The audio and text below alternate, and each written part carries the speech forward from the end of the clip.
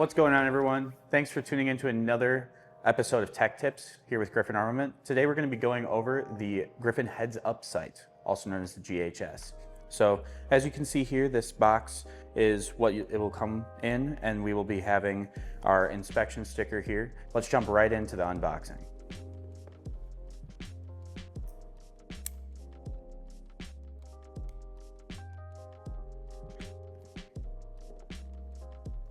All right, now that we've got the box open, you're gonna see our cleaning cloth. You're gonna see that you also get an Allen key. One side has the ability to mount the optic to your AR. You're also going to have the other side, which allows you to make those windage and elevation adjustments on the range. We're gonna have the optic in this protected plastic bag to prevent it from getting any nicks, stings, or scratches. It's gonna come with a CR123A Battery. Now that we've got the optic out of the box, as you can see, it comes with these flip caps. This is to prevent any dust and debris from getting on your lens when in storage, transit, in a vehicle, you name it. They click back when not in use. It also has a nice exterior housing that prevents any further damage to the optic itself. It's made of aluminum. As you can see here, it does have an enclosed battery cap here that you can open with your fingers. Once this is open, don't lose it. We take the battery, we put it in with the positive side out.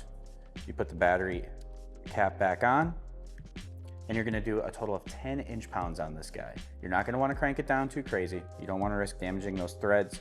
To turn it on, hit the up arrow on the side. Once that's on, you can flip through the different functions. All right, now that we've completed the unboxing, let's go into some of the specs. The specs are a 3 MOA red dot reticle, 10 brightness settings. The first two are night vision compatible. The rest are all night/day mode compatible.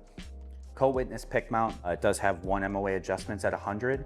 I'm one of those guys that really likes the wider window. This optic comes with a 8-hour auto off feature. So if you put it in the safe and you don't come back to it for a day or two, have no worries, and the optic will go into a rest mode. And if you pick up the rifle again within an 8-hour period, the optic will turn back on.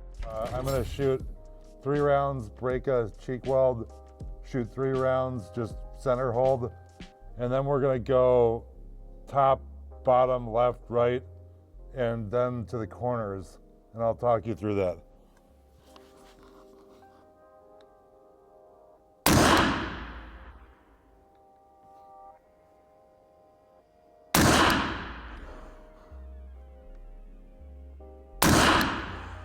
There's 3, break, back on the stock.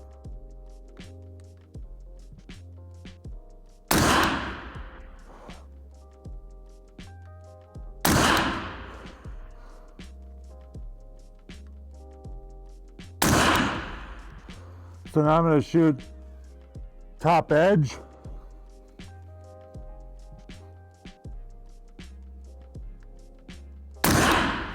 Bottom.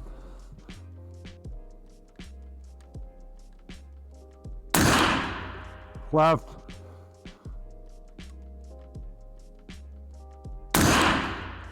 Right.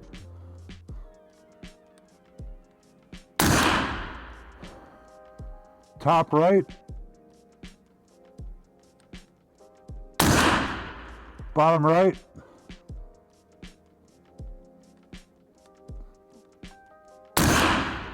Bottom left.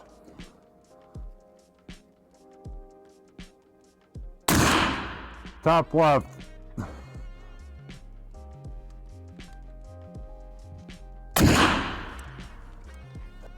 Okay, so I wasn't down here to see any of that. I obviously from 50 yards can't actually see where any of these rounds hit. It kind of looks like I have a pair of 3-round groups. You know, I'm guessing obviously about these rounds being 2 groups. I shot 2 from the center as I normally shoot a red dot optic. All reflex optics are gonna have some parallax at distance, so as you move to edges of field.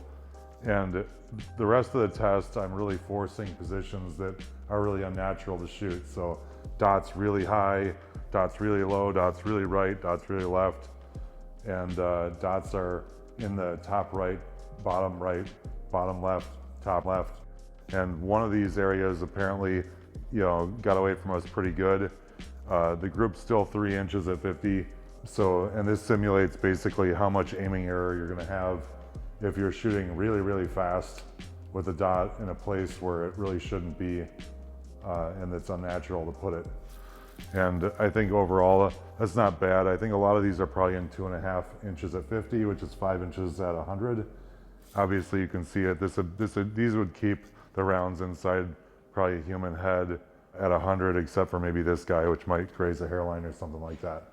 And that's pretty decent combat accuracy.